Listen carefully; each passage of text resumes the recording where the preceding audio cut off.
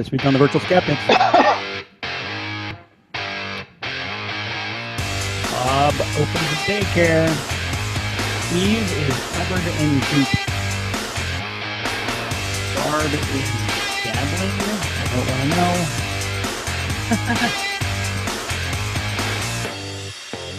know. and Tim is he's running away somewhere. I don't know where he is. I'm your host, Brian Gregory. Could you turn that up? I can still hear that you are talking. I just barely, but I have a volume insecurity issue. You really do. Yes. So I listened to it and I was like, that's kind of quiet. So I turned it up one more notch and it's too loud when I broadcast. So wow. I apologize for that. And every other time in the future, I'm going to do it again. Because can't be helped. Anyway, this is Virtual Skeptics. Thanks for tuning in or streaming or whatever the heck you call it on the internet, which, you know, I should know this stuff. Loitering. Turning it on in the background while you surf Facebook. Being the coolest kids ever. Yes. Sure. Let me introduce these guys. This is Bob Laskowitz. He's a conspiracy web columnist. He's a guy in there somewhere. Blogger for Skeptical Humanities and Skepticality contributor. This is Eve Siebert, editor and blogger at Skeptical Humanities and contributor to Skepticality and Insight at skeptic.com. And finally, Barbara Drescher, former psychology instructor, blogger at Let me start that over. Let me do it in a little slower and a strange. Okay. Former psychology instructor, blogger at ICBS Everywhere, and contributor to skeptical projects such as Insight at skeptic.com and The Odds Must Be Crazy, which clearly I have gone crazy. Totally odds. What are the odds? Pretty good. And, way to go, Barbara. I think if Barbara can pick the movie behind me in the pre-show, then someone is already going to be guessing it by the time I'm finished with the intro of the show. That's going to happen whether I can pick it or not. You think that was easy? That easy to pick? No, that was not an easy pick. It was not the part I saw. Okay. By now maybe. Yeah. Okay. Maybe. Okay. Anyway, we're supposed to be doing a show or something. Okay. Unfortunately, Tim's not out, not in. He's not anything, and he's Schrodinger's question. He's Schrodinger's twin. Yes, he's. No, we actually knew this time. So I guess we don't have a trivia question, but we do have this thing. If you want to guess what it is after, someone else is guessing. Pointed to yourself. So I think that thing. Okay. Pointing through my head. Oh, okay. As one does. Sure. Anyway, who's first this week? You just dive right in and just forget the intro ever happened. Hitler hair. Hitler hair is first. Yeah. So, Hitler hair and a daycare. It's true. In a rap? With Hitler Jugend daycare. All right. So anyway, in 1992, a couple by the names of Fran and Dan Keller received a 48 years apiece for sexual abuse against children, the children they babysat at their home. It was part of the Satanic Panic. In 2013, 21 years of that sentence served, a journalist found that the doctor who had initially examined the little girl did not know what normal variation in female genitals look like. And so the case was thrown out, and they've just been completely exonerated to have that, the whole thing expunged from their record. Wait, the doctor didn't know what girly bits look like? No, he did not know what the normal range of hymens look like. Oh, for fuck's sake. Yeah, so well done, Doc. Yeah. So just to be clear, this was part of the Satanic Panic. Right. Yes, they thought it was, and is the doctor confirmed rape through a misdiagnosis because he's an idiot. He was not experienced. Okay. I was using my own words. Yeah. So, he was, he did a bad thing. But at least he had he was able to change his mind about it when he saw evidence and step forward. That takes some That's doing. a rare skill nowadays. I mean, it really is. It takes some doing to do that. But still, these people's lives have been derailed. And the kid was accusing them of really, big, huge, crazy crimes like you would see during that satanic panic. The kid was not questioned well or responsibly. And so lots of error crept in. So in order to celebrate let's call this the kind of the end of this moral panic, let's look at moral panics past, shall we? Oh boy. I have put together a quiz. In 1950, A quiz, another guys. quiz. Okay. Another quiz. My game show music. Oh, damn. All right. Well, so in 1950, an article appeared in Women's Home Companion called "The Toy That Kills." It warned against. Dun. I know. It warned against the evils inherent in which of the following? Jarts. No, not jarts. Ouija boards, spring-loaded knives, army surplus grenades that had allegedly not been properly diffused, BB guns, or if you could bring up the next slide, bag of glass. Bag of glass. I love that sketch. Oh, I miss it when he was sane. Oh, I know, Yeah. right? Although He we never never knew whether he was sane or not. But hey, Yeah. Oh man. bag Yeah. of glass. So Bag Ouija of boards, glass. spring-loaded knives. And only one of these is correct, right? You want to Yeah, right. go It's around? not- This is not an elimination like all except this. It's one of them. Do you want to go around and have us all? One of guess? these, yes. Okay. I- Well, so what was would- what was the article "The Toy That Kills" about? Ouija boards, I- spring-loaded knives, army surplus grenades, BB guns. I'm going to say Ouija boards. I'm Yeah. gonna agree. Yeah, me too. It's what my Magic 8 Ball says. And so. not just because they were invented here in Baltimore. Were they? All right. Well, in 1950, "The Toy That Kills" was written about the growing Switchblade Menace. Oh, Really? Spring-loaded knives. Yeah. It's really interesting too. Like I was looking into it, and it was like, Those actually I always are kind of- dangerous, though, aren't they? Potentially. well, the knives are dangerous. I'm Yeah. not sure if there's anything about the Switchblade that makes it necessarily more dangerous. But it just, You know what I mean? but Yeah. what about the At the ones time. the gravity knives, or what do they call them? The magnetic ones that would. It doesn't switch. It The push, butterfly. the butterfly The is ones a- that just the jab. ones that go straight out. Yeah, stiletto. Like, isn't that Is what it a those stiletto? are? So anyway, I don't know the proper term. I So- am not experienced in this kind of assassination. so as Jack Harrison Pollock, the author of this article, said, he assured the reader that the growing Switchblade Menace could have deadly consequences. Quote, "As any crook can tell you, designed for violence, deadly as a revolver. That's the Switchblade, the toy youngsters all over the country are taking up as a fad. Press the button on this new version of the pocket knife, and the blade darts out like a snake's tongue. Since Action when are against this killer should be taken." since when are Switchblades toys? Well, there's that, right? But Did they were call seen. it toys? They were seen. We used to let kids play with dangerous things yeah. all the time. Actually, That Yeah, was the good old days, and it didn't do us Yeah, any remember those harm. knockers things? Yeah, I Those- was thinking the- of those too. Oh my god! lawn I darts. remember those. I Oh my remember God, the big. lawn darts. Oh, I Just- loved those things. I loved them, and lawn darts too.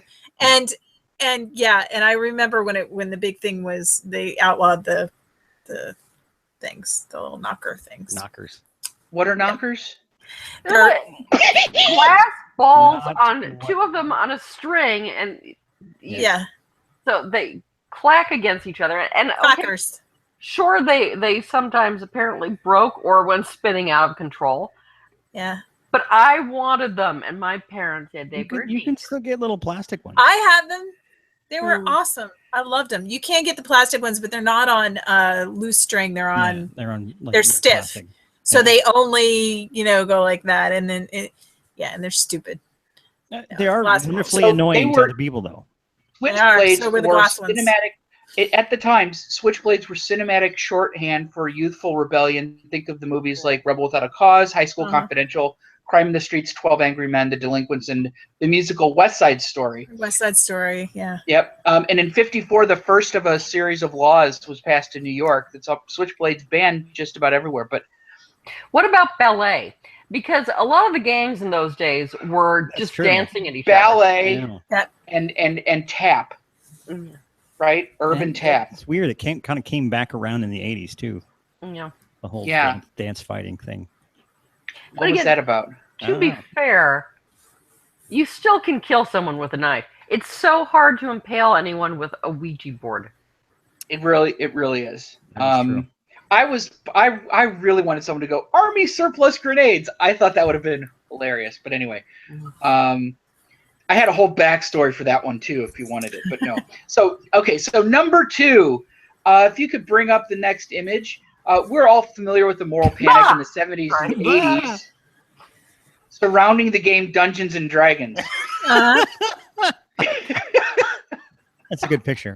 Isn't that great? Remember, it's like this chopstick pencils or something. Little He's troll. having Is that his Taco Bell picture? Oh, that's It's the Taco Taco Bowl. Bell. Yes. Yes, it is. Taco Taco Bowl. Bowl picture, but Taco Bell there are and lots he's of them with him as a playing. dungeon master. It's Yes. kind of, there's a whole genre out there.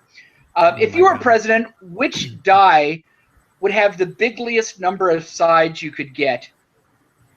Is it a 100-sided die? Is it a D120? Is it a D180, a D200, or a D260? What is the biggest die you can get? I can't believe you can get 100. So You can. apparently, whatever I say is going to be unbelievable. So Yeah, I don't remember what the largest one is. I've never played Dungeons and Dragons. I've never played it either. Yeah, I'm My gonna kids play it. Yeah, I'm gonna guess and say 100. Okay, 100? Yeah. You guys with that? I I'm can't. gonna go with 4. Not an option. No. That would, yeah. I don't know how 4-sided die would even work. 3. Yeah, it would be a four-sided die can work. Could? Three-sided, It maybe could? not. Yeah, 1, 2, a little pyramid with 3 sides. You could do a 4-sided die. It wouldn't be. Yeah. 3 faces. No, and the- It's working very a well. 3-sided pyramid. But it has It exists. I have one. Yeah, It is Yeah, to have three- a they're four-sided four-sided die. yeah, Yeah. They're real. the Okay. 3 sides around and then one on the bottom. It doesn't Okay. roll. You have to let Yeah. it. And So the answer is, if you'll bring up the next photo, is a 120-sided die. I've Holy had oh a my God, yeah. I had a 100-sided die back in the day, which is just really, it's basically a ball. The way that this is put together is really interesting. There's some interesting patterns in it. So if you look at it, if you look at the front, so Is there a front? no, I didn't mean that, because I was using dumb, stupid words of Bob. So if you look at the face that has 120 on the top, on the bottom, you'll have the 1. And so you'll always have, no matter, which pair of top and bottom you look at, they always equal 121, okay? If you look, their vertices, you can see that it's kind of a bumpy, knobby type thing. Yeah. These vertices have either 10 numbers around them, 6 numbers around them, or 4 numbers around them. Those are 3 different types of vertices there. If you take the average, if you take the sum of any 10 around a single knob, they will be 10 times the average number on the die. So you take that what is it, sigma 120, which is the sum of 120, Yes. 119, 118. Yes. You take that average, and the sum of the numbers are, around any vertex will be 10 times that number, or 6 times that number if there are only 6 around the vertex, or 4 times that number. I think it's something like 61 point something. Can I say something? Sure. Somebody did this just because they can, because this is stupid. I'm glad someone said that. If you could use 2 or 3 die to get a 1 regular size die. No, if you need to get a number between 1 and 120, you could do it a number of ways without. Sell a $12 die is what you can do. And this was done by the math was done by a professor of mathematics somewhere, I forget who. But yeah, so that's the 120 sided die. I used to own a 100-sided die years and years ago. It was basically a golf ball. So what does this have to do with the guy who died going into the sewers because he was high on D&D? He was very looking for the mythical. That's right. He was questing for 143-sided die. That would work. Silly person. Okay, next question. Yes. All right. So next question. According to the repository of all human knowledge, crack.com, Frederic Wertham was a respected psychologist, as a quote, who fought to integrate the mental health care system, refused to serve in the racially segregated army, and was a pioneer in working with troubled youth. Having conquered all of the real-world problems, he then decided to devote his life to total bullshit.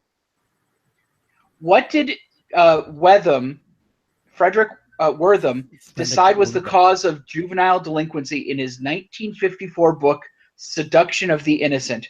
Was it Tinker Toys, pornography, comic books, kiddie record players, or the demon hula hoop? I'm going to say pornography. So hula hoop. Hula hoop. So so this isn't the Kellogg guy, is it? No. I'm going to cheat and look at the chat and say comics. I didn't even. You cheating bastards. Yes, it was comic books. But hula hoop would be funnier. Hooligans. The kids who he worked with seemed to like comic books. Therefore, clearly, because correlation always equals causation. So yeah, clearly comics must be responsible for the troubles these kids got themselves into. Yeah. I just wanted to put a word out to Pierre Cloutier for thank him for the answer. Good job, Pierre. Yes. So okay. Good job, Brian. Good job. Thank you. So, as we know, voter fraud is completely rampant. But the type of voter fraud that would be fixed by having a state-issued ID is basically negligible in the real world.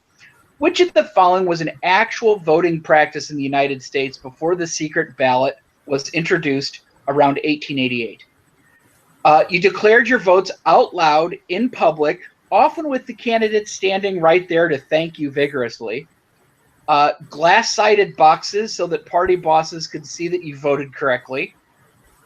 Distinctive paper ballots printed by each party so you could tell which candidate you'd voted for from across the room, especially if you've been paid to vote.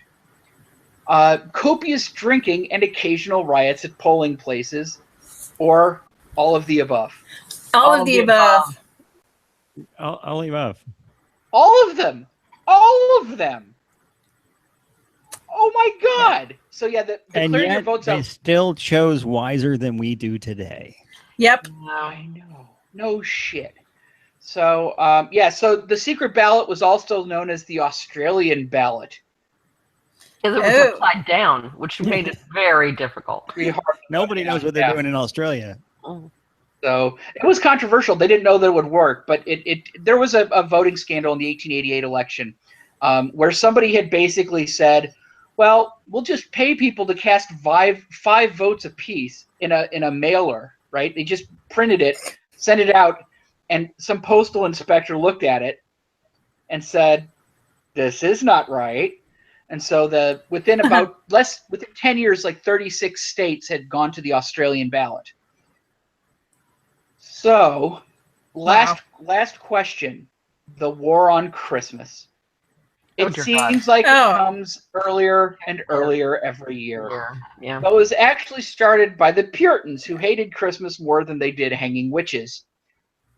Which of these was the penalty in 1651 for, quote, observing any such day as Christmas? Was it a 5? Where? In the U.S. Massachusetts. 16... In Massachusetts in 1651. Was it a 5 so it shilling wasn't the US fine? yet. Huh? So it wasn't actually the U.S. yet. It wasn't the U.S. It was the colonies, but it was a Massachusetts colony. A 5 shilling fine, a paddling, an afternoon in the so-called bilbos, which were iron shackles that were straight and stiff. Nothing to do with Lord of the Rings.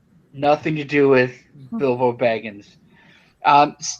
Stand in chains for half an hour wearing a sign that read, Public Destroyer of Peace, or the tips of your ears were cut off. What was the question? What was the punishment for penalty celebrating Christmas? the penalty for celebrating Christmas? For celebrating Yep. Christmas. 5 shilling fine, a paddling, the Bilbos, standing in chains with a sign that says Public Destroyer of Peace, or lose the tip of your ears. No idea. Just to celebrate elves, I'm going to say tip of the ears. Yeah, I was thinking Ears. if you're That's all I can particularly think of. elfin, but Yeah. Yeah? Okay, so the tips of your ears would be cut off if you were caught counterfeiting. In fact, one of so these are all real punishments. The tip of your ear might get cut off. Does it have to do with what people did to the coins? I don't know. Like a plug nickel. Shave a Because they little would bit off trim the coins, yeah. and take the precious metal, right? I don't know, but that's what that's interesting. That may well be it. But they said that the guy who printed the first map of the Americas, I forget his name, but he was convicted of counterfeiting before he was a cartographer, and they kept the tip of his ear warm in his mouth until they could reattach it, and it apparently grew back. Yuck. I don't know. That's what they said. They reattached his ear? Sewed it back on? I don't know. Not the people who cut it off, presumably. I don't know. This is what it said. I will let you guys fight this out among yourselves. I don't care. I don't Anyway, think keeping it warm in your mouth is I don't know. going to do anything that leaving it sitting out in the open isn't going to do. Is it? Possibly digest it a little bit. Anyway, so the correct answer is it was the 5 shilling fine. How much was 5 shillings, though? I wanted to know. So I looked it up. A shilling, and this is in London, a shilling, if you earned a shilling a day, which is, 12 pennies, right? If you earned a shilling a day, you could be considered doing all right. Your family could survive if you earned a shilling a day as a laborer in London. 5 shillings to the crown, so that means it was about a week's worth of a living wage for a family. How nice. Yeah, but you know what? That's really not that bad. That's not horrible. That'd be, a couple $100. You wanted to, get Santa Claus and all that. So yeah, so it's a couple $100. I don't think Santa Claus had anything to do I think it was probably much worse in Scotland, but well, more in Scotland than in England. They took the Reformation seriously, really seriously. So that was our moral panic edition. No, that was fun. I had fun. We should do that again sometime. Sure. Moral panics. Yes, we should panic about something. You know, I don't know. There's plenty to panic about right now. Have a panic about stuff episode. We do that about every 4 or 5 months. I'm not talking about the episodes where we just sit here and lament the pain of the world. Yeah. Anyway, thanks, Bob. That was entertaining. Pat yourself in the back or something. Yay! Roll a d4 for what your reward. I know. Magic missile, damn it! Magic missile. Next up, Eve is going to talk about goop. Roll saving throw. Yeah. So earlier this month, Gwyneth Paltrow's silly, dangerous, wackaloon lifestyle website, Goop, was made flesh at a, if you'll pardon the expression, health and wellness summit in Culver City, California. Really heavy quotes there. Yeah. Another is planned for New York in January. The recent summit was called, you should all be sitting down for this, in Goop Health. Yeah. You're anyway, shitting me. I'm not. Some people shouldn't be allowed to pun. Really. There's like a punning license or something. I agree. Now, I bet you're going to expect me to say that this summit was dedicated to dangerous and ridiculous healthcare advice doled out by charlatans. Mm-hmm. Yeah. Well, certainly there was dangerous healthcare advice.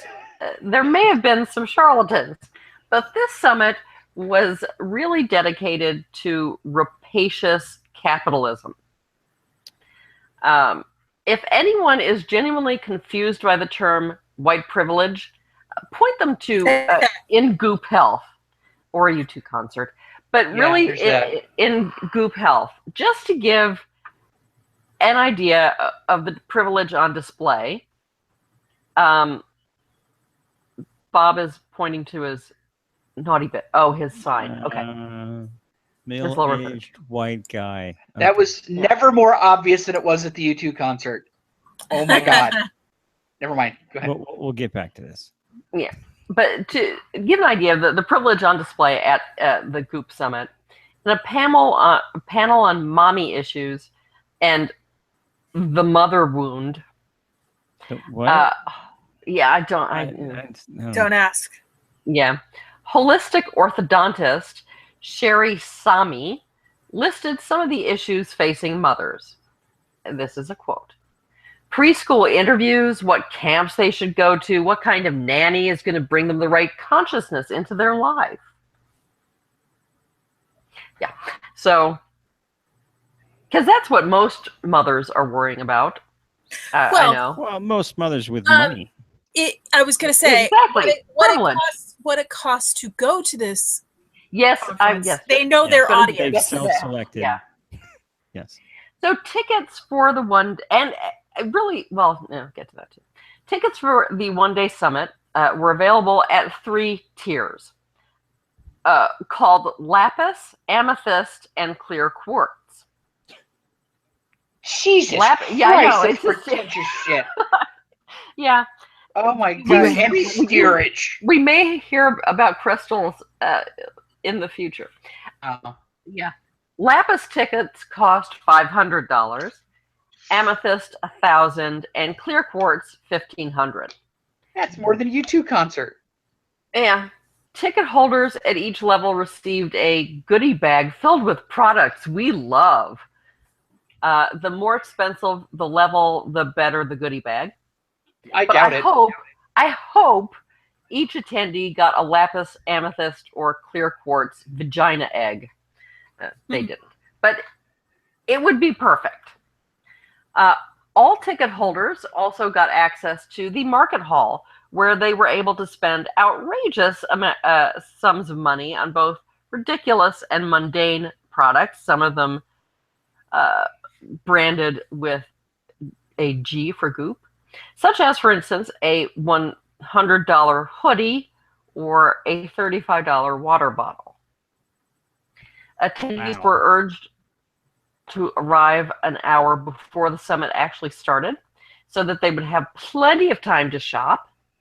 And the majority of attendees, the ones with cheaper tickets, also had opportunities to shop during the 2-hour lunch break while the crystals, clear crystals, were having lunch with the VIP lunch with attendee or with participants.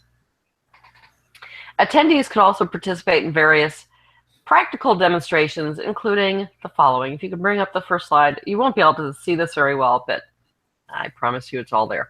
Crystal therapy. Quote, our resident goop shaman has an uncanny ability to identify the crystal you most need in your life. Meanwhile, at Aura Photography, you're in for a visual treat with guest Radiant Human. I don't even know what that means. What is it? Is that a band? I don't know. Special guest, Radiant Human. Or just some. I mean, a cool band name. Yeah.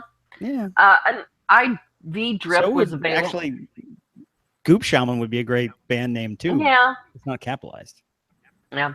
An IV drip was available to get you energized and hydrated. You could also just drink some water. And that doesn't involve God only knows who sticking a frickin' needle into you. I know. I really don't understand these people that do IVs. I don't. It's like I mean, if it's not for my health, it's not. God. It's for their health. Anybody volunteer to do that? There was also an oxygen bar, though. It's like drinking water, but better. It's been on like a nitrogen-filled airplane. Straight in my vein. Yeah. I know, actually, the nitrogen-filled airplane was another lunatic, but whatever. Or, if you really wanted to try, and I'm not kidding about this, grapefruit-flavored oxygen. There are places that do that already. There's like, isn't there? I know. Sound baths. Yeah, they're all over the place. They're in the malls. They're in the airports. I saw the sound bath that's listed there. I think that those people were at Stockton earlier this year. We took them to I took them to a bullshit session where they all got a sound bath. Well, at the sound bath, you could sink into the sound bath of crystal singing bowls and feel their calming effect at a cellular level. Uh-huh. Yeah. Now, plebes who only spent $500 to get in were not welcome at the foam rolling physique demonstration. This routine is, and again, this is a quote, designed to flush toxins from the lymphatic system, reduce pain, diminish cellulite, while lengthening and toning the body. Now, except for the pain reduction, this sounds suspiciously like the rack to me. Especially lengthening your body. It's usually you're not supposed to do that. Well, if you lie down. Yeah, I mean, you lie down, you do get a little bit longer. Well, yeah, but you're taller in the morning than you are in the evening. Yeah. Well, regardless, it's small amount. Bunch of bullshit. Anyway, many of these demonstrations were booked up well in advance, so many people didn't have the opportunity to get their aura photographed, which too bad. But they paid $500 to get in at minimum, and they weren't getting all they paid for, apparently. During the 2-hour lunch break, the women who didn't, and you'll be surprised to learn, it was almost all women. The women who didn't pay for the VIP lunch stood in line to get free manicures or blowouts. But when the sessions began again, those booths were shut down, and many women didn't get the free services they'd stood in line for. And apparently some of them were not really happy about that. For the main sessions, in her introduction to Quack Habib Sadeghi, the husband of the holistic orthodontist, Paltrow said she became interested in healing modalities in 1998 when her father, Bruce Paltrow, was diagnosed with cancer. Although Sadeghi said that Paltrow first contacted him on June 4th, 1997. Regardless, I'm sure her late father would be proud that his daughter has commodified his death from cancer by building a pseudoscientific empire that will surely cause others to die needlessly from cancer and other ills. Apparently, after her father was diagnosed, she tried to get him to eat a healthy gluten-free diet, but that was 1998. Gluten-free is old news. At a session on gut health, Dr. Stephen Gundry encouraged a lectin-free diet. What? A lectin-free diet. Lectins are proteins found in plants. According to Gundry, Oh, nice. lectins are plants' way of protecting themselves because plants don't want to be eaten! Exclamation point.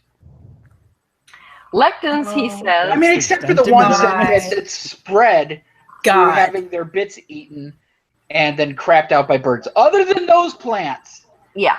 Lectins, he says, cause inflammation and autoimmune diseases.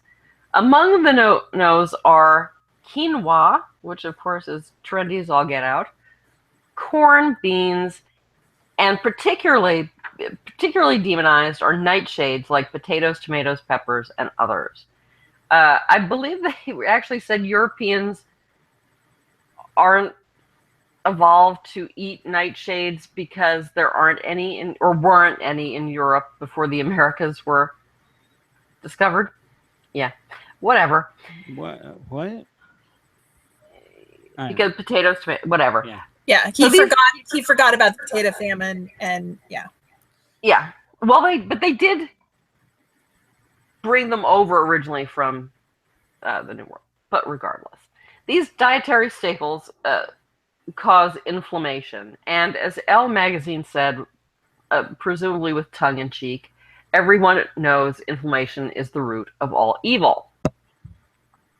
Now, there was food at Goop Health, or in Goop Health, but it's hard to imagine what kind of food is actually still allowable. Gluten's out, lectin is out, so most plants are out. Don't even think red meat wouldn't be allowed. So you just think it'd be all dirt smoothies, basically. But they, in fact, had, among other things, ice cream and donuts. If you bring up the next slide. Donut, huh? I didn't have that. What was that? Okay, there you go. Ooh, Donut. Oh, yummy. Little mini donuts. $500 donuts. Yeah. With something And in now, granted, drink back there. Yeah. there was kale flavored ice cream. Wow. I'd rather eat my own eyeball. Because that's what you want to eat. Eat something unhealthy that tastes like something healthy. Yeah. Oh, God. God. They probably think that it's like good for them because it tastes like kale. Yeah. Yeah. Oh, my There were also God. like bee pollen smoothies or something. This is how Trump got elected. Sorry. The gut health panel also Giving me a headache. I don't know. This seems like a Jill Steiny crowd, but whatever. Bernie would have won. Bernie would have won. No. It's okay. The gut health panel I've done it. also provided the information that a single Advil or Aleve is, quote, like swallowing a hand grenade. A very small one. But still. I prefer swallowing Ouija boards. Yeah, there you go. Or switchblades. Wild animals don't get cancer. Of course, they do. They do in fact get cancer. If they're lucky enough to live long enough to get cancer, which is often a disease of advanced age, and animals in the wild get eaten and stuff. And of course, frog venom is good for treating burns, bad luck, and cancer. So yeah. At another session, Dr. Julius Few performed a 10-minute facelift on a volunteer. Oh, fuck. in front of an audience. That sounds painful. Yeah, didn't he stick something she through her? He had a local anesthetic, but according to the New York Post, he pushed a threaded needle through his volunteer's left cheekbone to her lower jaw, then reversed course while tugging tight. The procedure begins at $3,500 and can cause blindness. Of course, to get it, you're probably blind going in. Yeah. And there's just really too much idiocy to cover properly. Elle quotes Paltrow, and I don't know what this was in reference to exactly, but quotes Paltrow as saying, "I love the idea that there is a word for emasculate and no feminine version."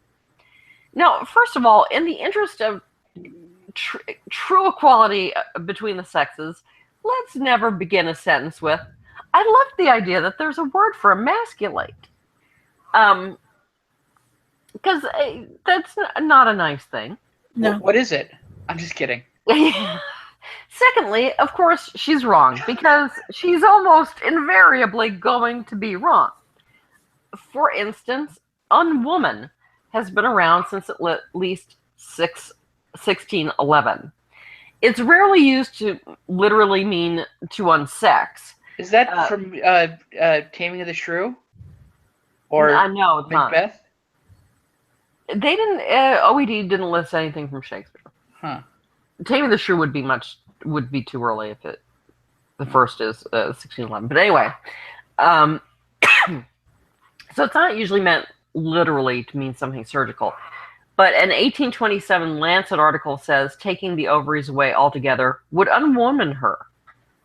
But if we are talking literally, hysterectomy and female genital mutilation both refer to the removal or mutilation of female sexual organs. Of course, emasculation is often used figuratively, but the English language has that covered as well. But while women are often blamed for emasculating men, or have been over the centuries, it's women yet again who are to blame from unwomaning themselves through their own unwomanly or wanton actions. So one of the quotes in the OED is, "A degenerate woman, unwomaned of both modesty and chastity." So, Gwynnie, you know what? Maybe let's not talk about how great it is that you can only emasculate men. Or whatever the hell point she was trying to make. It's not empowering for women. It's just stupid. Yep. Now, after having received a lot of criticism from sane people, Paltrow famously said, "If you want to fuck with me, bring your A game." And then a bunch of people balleted their way at her with switchblades. Nice. Nicely done. Thank you. Of course. Yep. Of course, she didn't invite anyone sensible to her health summit to give a different perspective, or just occasionally yell, "Oh, good God, no!" Oh my God!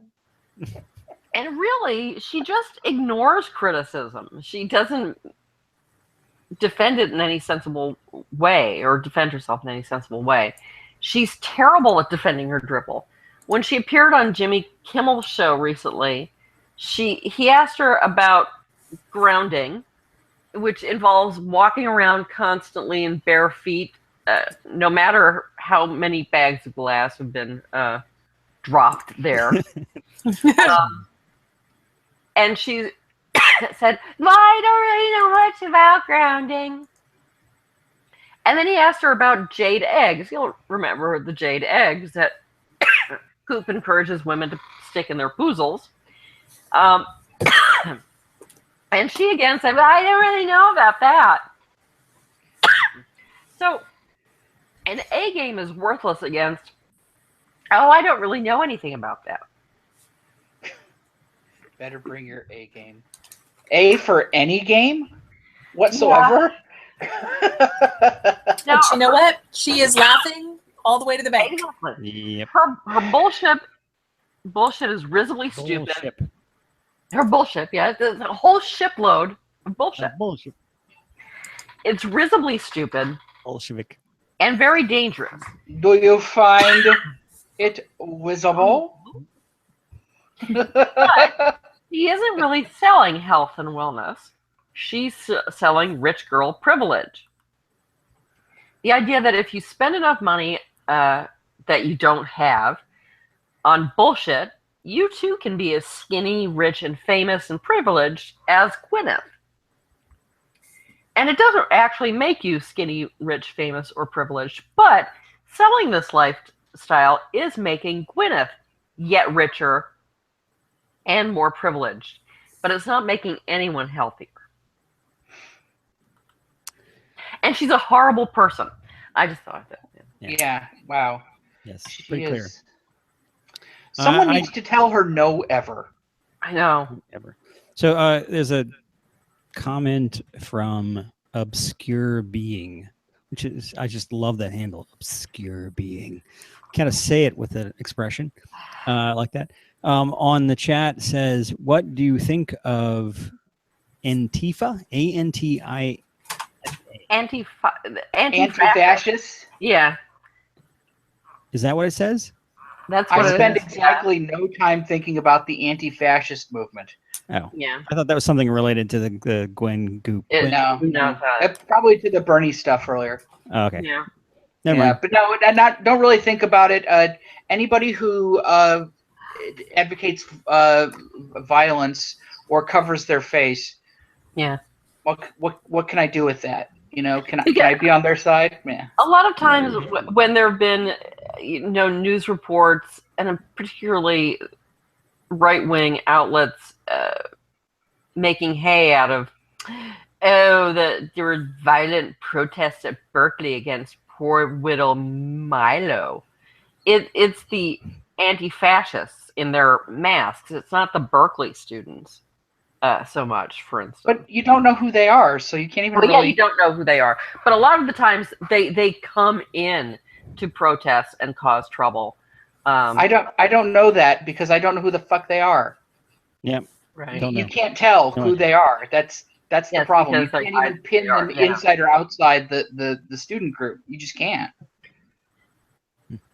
The other question is, Bob, why did you not bring up the music panic of the 80s, of the 80s? Was it 80s?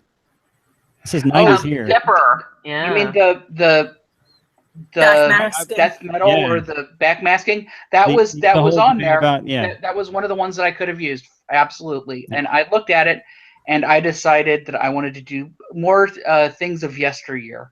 Well, the Yesteryear. mentioning Tipper Gore and the congressional. Oh yeah, yeah. Yep. No, And but we're all old enough that's a to good one. live that one. So And I think it's kind of related to the Dungeons and Dragons panic. I mean, the kind of the occult meanings and prompting you to do crazy shit. It seems just to be another thing for people to focus on. Yep, I'm glad we're over that. Even though they have labels on things now, which, whatever. Yeah. Whatever. That was good. I like that. I really enjoyed that one a lot, Eve. Yeah, thank you. Moving on to Barb, because Barb is dabbling with something. I'm dabbling. I'm hoping it's magic, because I'm really No. hoping it's Like a magic. duck Yeah. dabbling. No, dabbling Dark dabbling meaning I have a few little tidbits here and there. Nothing, Oh. no big story. Just a few things I'm going to dabble in. Dabble away. For example, bring up the first picture, please. These assholes. Speaking of horrible Talk people, about these assholes.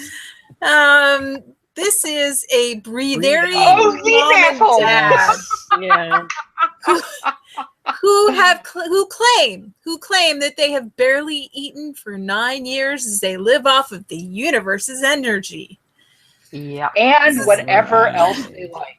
This is Yeah. husband and wife Akahai Ricardo and Camila Castello, and they believe that food and water aren't necessary and humans can be sustained solely by the energy of the universe. They have, if you bring up the next picture, 2 kids, a 5-year-old son and a 2-year-old daughter. And they say that they, not the kids, that they have survived on little else besides a piece of fruit or vegetable broth just 3 times a week since 2008. And that she even practiced breatharian during her pregnancy, not eating anything during the entire 9 months that she carried her first child. I ask you to take a look at these people and these kids and tell me whether you actually believe that. Bullshit. Yep. I call bullshit. I don't know what their game is and how they're going to make their money. I don't know if it's going to be on a book or a website or whatever, but I smell something fishy. So Yeah. I'm thinking that they just don't eat in front of each other anymore. I think they just eat like in front of each other. I think they don't eat in front of anybody else. Yeah. Yeah. And I think when they go to the grocery store, they claim that the food is for the kids. Yeah. Mm. Well, breatharians, though, I mean, loons, but also dangerous because there are people who follow them and try to. Yes. Yep. And die. Yeah. There was a woman who took the Randy challenge at one of the. Yeah, she was a work of art. She had been, before she decided she could tell whether people had kidneys or not. Oh, actually, when she was in camp, it was a We're talking about demonstration. Anita? Yeah. Yeah. She was a breatharian. She was She's big done time. everything. That So- woman is She the- has the done movement, everything yeah. and scammed a whole mess of things too. So Yeah. yeah. she Yeah. was an These odd people- individual. I met her. Really pissed me off. Yep. She still hangs out in skeptic circles too. I still see her Yep. online. Ow. I don't know. Okay, so my second thing is this guy who says he has pareidolia and he creates characters out of the faces that he sees. Now, this is cute. He draws little characters from the faces that he sees, I put it up already. but that's fine. But he says, I have pareidolia. I have the pareidolias.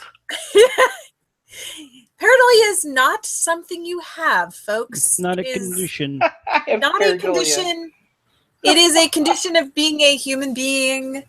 Human beings are social creatures, and as social creatures, we have entire areas of our brain that specialize in recognizing faces. Some areas that specify that we think may even be specifically for recognizing specific faces. But yeah, so that's why we see faces when things are in a certain configuration. But I used to have pareidolia, but I got treated back in high school, and it's been gone. you don't have it anymore. That's good. And it's not just faces that we see, but faces are the most common things. But yeah, you don't have. Hey, what about the man who mistook his wife for a hat? Could he possibly have pareidolia? No. That's something completely different. That's It's the completely opposite, different. actually. I know. He is unable to put things together into He pattern. has an agnosia, but it's a different kind. Okay. It's not. Pareidolia is not an agnosia. His problem was that he could not recognize faces. He So couldn't it's assemble the faces, opposite. right? Yeah. Well, he couldn't recognize faces. It wasn't that he couldn't assemble them. It's that he couldn't recognize. And what's really interesting about that is these people can't even recognize pictures of themselves. Mhm. They know it is a face. They simply don't know who it is. Well, what if there was the whole series of paintings on his walls that went from realism to more abstract Yeah, and more abstract? true. But yeah. it has more to do with, just there's something in the circuitry between, the feature recognition to the face recognition. There's something in there. It's not uncommon though. And the last thing I had actually is I thought really interesting. I don't have any Oh, slides that's a for this, dabbling but duck, is what that is. Yes. a dabbling duck. It was a dabbling duck. Okay. Never mind. As opposed to a diving duck. Barbara's dabbling duck. Okay. Wah, wah, wah, wah, wah, wah. Granny goop goop goop. I Sorry. It's okay. Something showed up in my feed that I found very interesting, and I thought you guys would find it really interesting too. So Okay. this is more science. It was Cool. an article on how power diminishes perception and perspective. And mostly it was on how power diminishes empathy. And the piece talks about self-orientation versus other orientation. So narcissism is certainly involved, and a lot of this research is correlational. So you don't really know where the cause is. Are highly narcissistic people more likely to be in power? That there is some research that suggests that. If it's true, it's hard to say though, because you have to define what is power, and it's really difficult to actually nail that down. But if it's true, it's probably because highly narcissistic people have a tendency to take more risks, because they can't process the concept of failure very well. So they don't feel afraid, so they take more risks, and taking more risks is likely to propel you forward, but it's also likely to propel you backward. So we see these 6 or 7 bankruptcies. Yeah. Yes. But we see these people go in both directions. So even though a lot of CEOs are narcissistic, it doesn't mean that being narcissistic is good for you or can make you a CEO. It can just as much make you broken, So there's a lot of correlational stuff. But what I found really interesting was there was some experimental stuff in this article. So I actually read some of the articles, and they do some really interesting techniques to try to measure empathy and self-orientation versus other orientation. And one of those things was having these people, actually I should have given you a picture for this, having you draw an E on your forehead so that other people can read it. And so if you do it very well, so that other, if the better you do that, it turns out that the measure is, the better you do that, the better other oriented you are. So it's somewhat a measure of other orientation or empathy. I've heard of stuff like that before. It's very cool, and and that's, I think it's a pretty solid measure. And what they have found, what they started doing was they put people in power. They made people feel more powerful with a very simple manipulation, but it's not a very powerful manipulation. But it's hard to argue with it when you actually find significant differences in the measures that they're looking for, and you have a theoretical basis for it. And that is they do things like make people write essays describing or discussing situations where they were in power or somebody else had power over them. And then there's usually a neutral condition where they had to write about what they had for breakfast yesterday, and that is called priming. So it just makes you ready for. So they're taking people in and actually randomly assigning them to conditions of power. It's not a very powerful manipulation, but if you can find differences with that manipulation, it's hard to say what else would explain those differences. And there was an MRI study where they did this. They asked people to write about different situations. And so they had 3 groups. They had a neutral, a high power, and a low power. And then they did brain imaging, and they looked for activation of mirror neurons while somebody watches someone squeeze a ball. So all you really need is a simple action of another person and measure those mirror neurons, because you're not performing the action. But whenever we see people performing actions, our mirror neurons do respond. And they found that people in the high power situation had less activation than people in the low power situation. So it appears that power does cause people to be less empathetic. It isn't just that powerful people are less empathetic. It is that power actually causes people to be less empathetic. And I thought that was absolutely fascinating. I wonder if it's due to less of a need to empathize. So, you know, when we're more empathetic, we're more able to read other people's expressions and things like that. So we need the social interaction in order to get what we need. But if you control the resources, you don't have as much of a need to read other people. Yeah, just randomly speculating. Evolutionary psychology, which I know is crap, but no, it's not all crap. But just speculating in that kind of way, having control over other people in your group gives you more control over your survival. Yes. Yes, it does. But it also, without having to consider them. Right. But if you control the resources, you also don't need to control other people as much. You don't need to read them. You don't if you have power, you don't necessarily need those things to maintain power. Yeah. So, and this was a temporary thing. This is these people are only in that situation or being primed for it. They're not in a consistent, power situation. So it is something that isn't necessarily, you have something like narcissistic personality disorder. It's always going to be difficult for you. Bob has his hand up to empathize, but just Bob. Talk. You have a mouth, right? God knows. Yeah. She said in ecstasy. So, like, all right. So, are we linking mirror neurons to empathy directly? Yes. Is that safe to do? Because I keep hearing so much different stuff about mirror neurons that I honestly don't know anymore.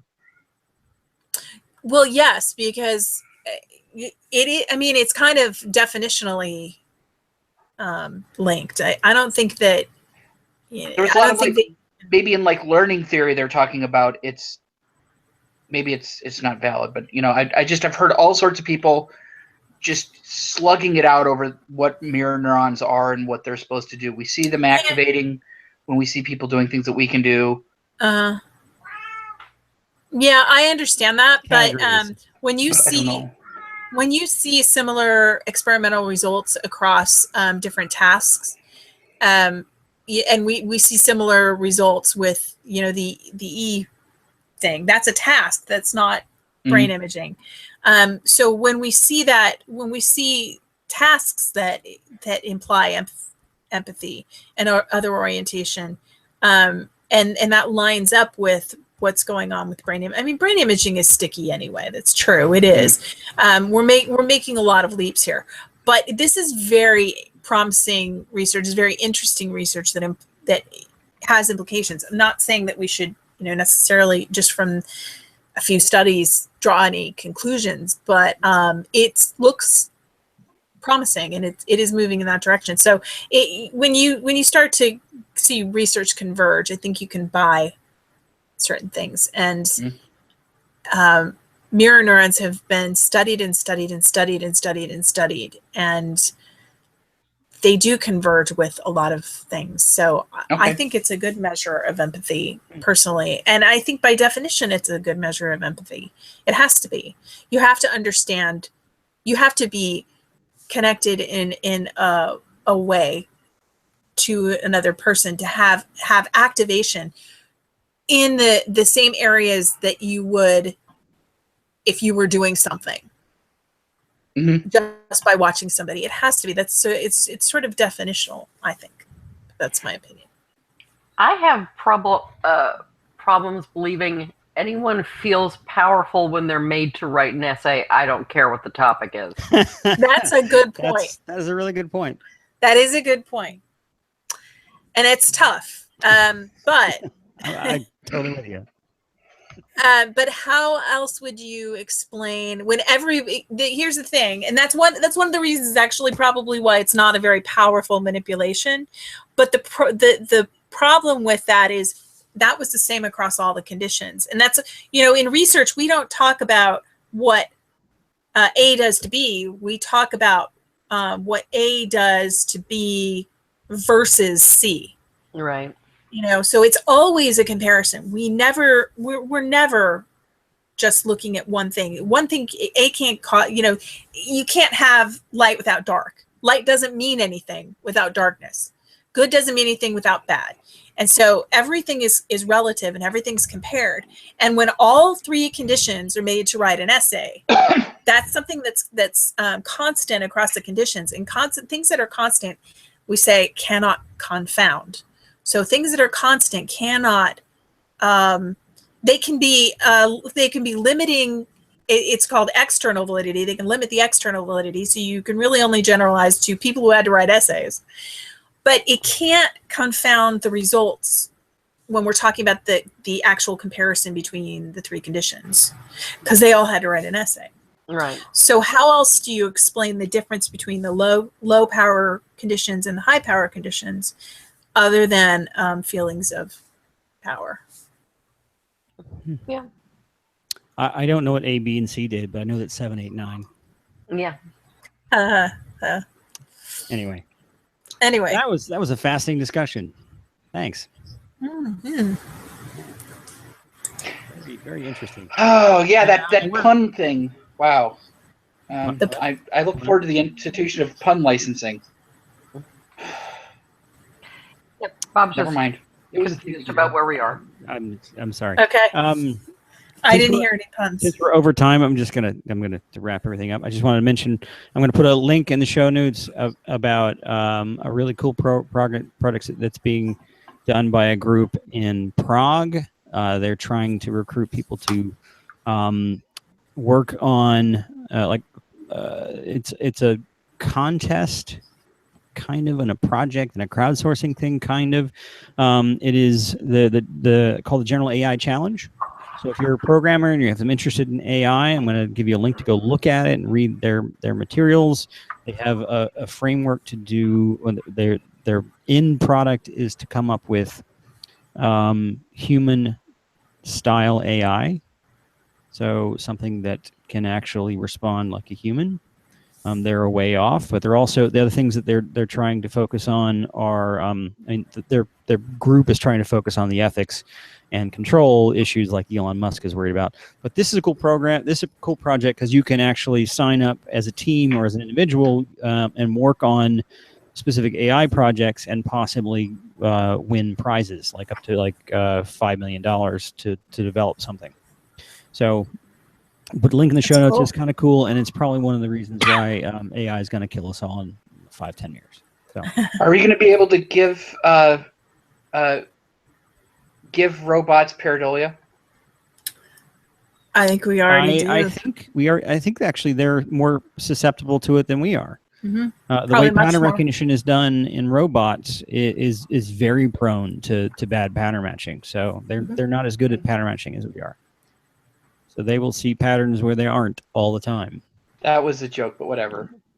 But yes. Yeah. But it actually has an answer. Sorry, I mistook that for an honest question. It actually has an answer. It's true. It's interesting. It is. It's yeah. interesting. Yeah. Yes. I had pareidolia that was actually a question. Anyway. Let's do the stuff and the things and finish this up. I don't have any announcements. Do you have anything coming up? I guess Nexus is next week, right? Is it? Yeah. I don't know. Fast. Nexus. I will be at Nexus. Anyone else going to be at Nexus? Nope. No, not going. No. Well, if you're going to be at Nexus, say hi to me.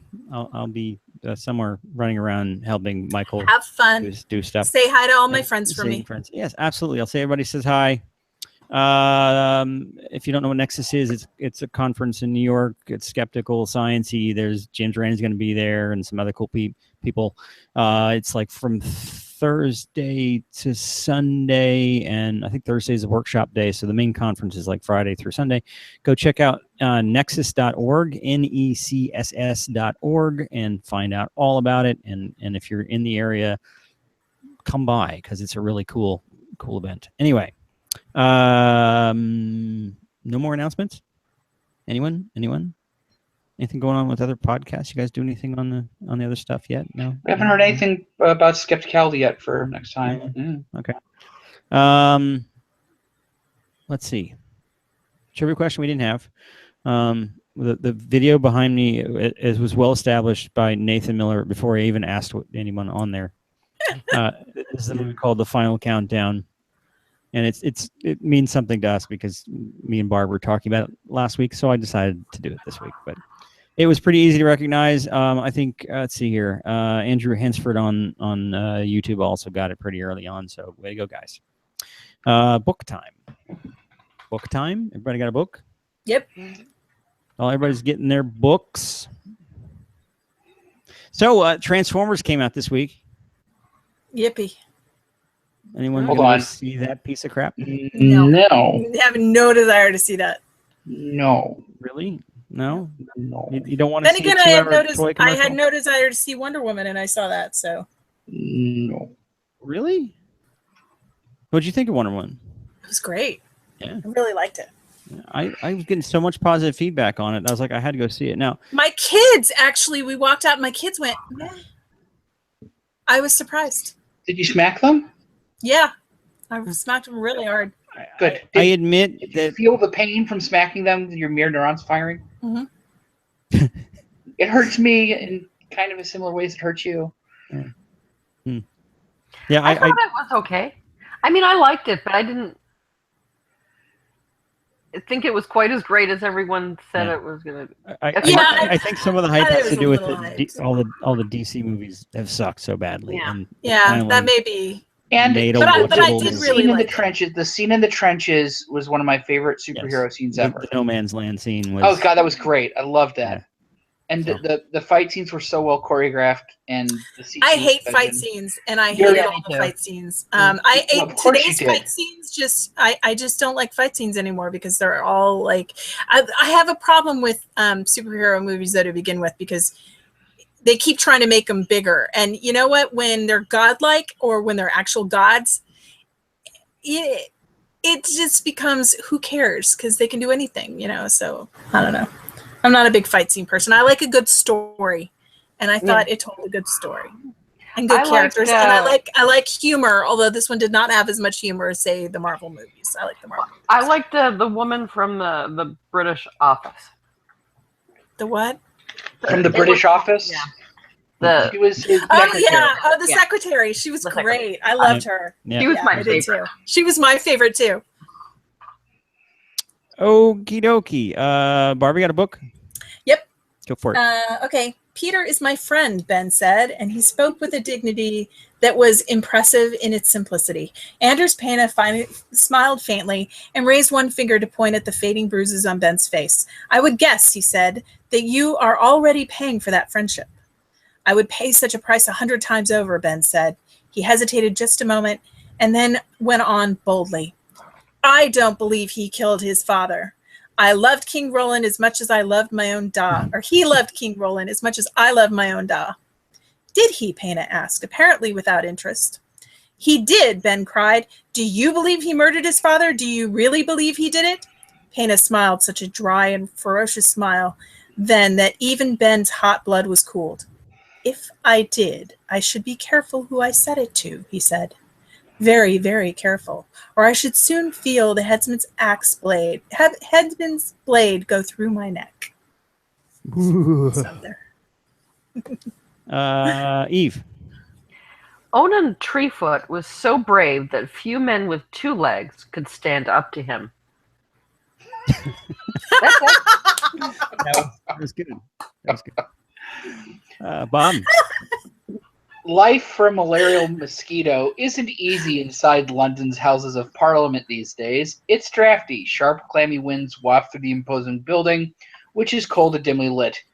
In the autumn of 2006, a few unfortunate mosquitoes plucked from their adopted home in a local laboratory, where they were coddled in a specially heated and humidified insectary, braved the punishing conditions in service of a small but mostly ignored exhibit about malaria. And then they died. I won't lie to you. There is certainly a lot of interest in that. But even if we can never get the asset to turn lead into plutonium, this project keeps going. It is distressing that you have bungled this bucket burying project to the extent that you have. There is no way that this passes a cost-benefit analysis, even if you get the bucket and sell the book tomorrow. But as we are learning, Dr. Stokes, painful as this trial and error phase may be, Dodo is building institutional knowledge on how we can conduct diachronic operations in the future and how our adversaries may be conducting them even as we speak. What is your book, Barbara? My book is The Eyes of the Dragon by Stephen King. Yay, I haven't read that one. Oh, it's really good. You should read it. It's Stephen King. It's just to be expected. I will get around to it. It's different. It's different for King. It's yeah. Yeah. Interesting. Eve, yours? Grettir Saga, translated by Denton Fox and Herman Paulson.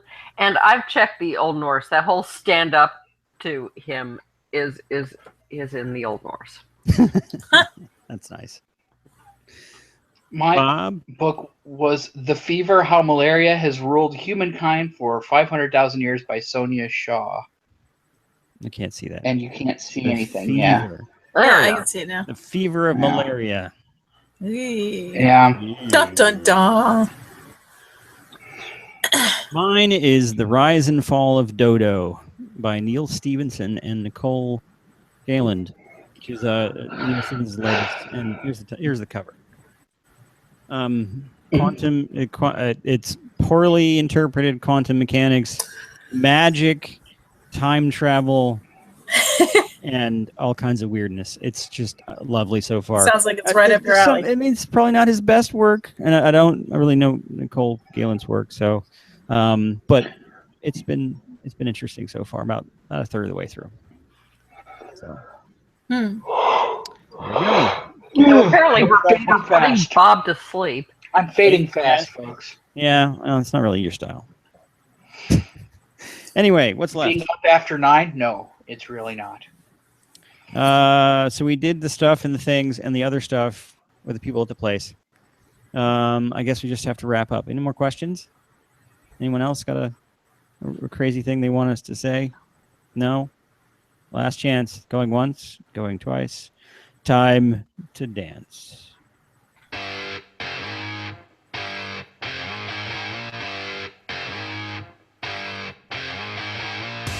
Skeptics is an independent production of What's the Harm.net, Skeptic Humanities, myself, I see this everywhere, and Alpha News. Our logo was designed by Sarah Mayhew at sarahmayhew.com, and our theme music is by Music and use with permission. Thank you all for watching. No, really. I mean it. Seriously.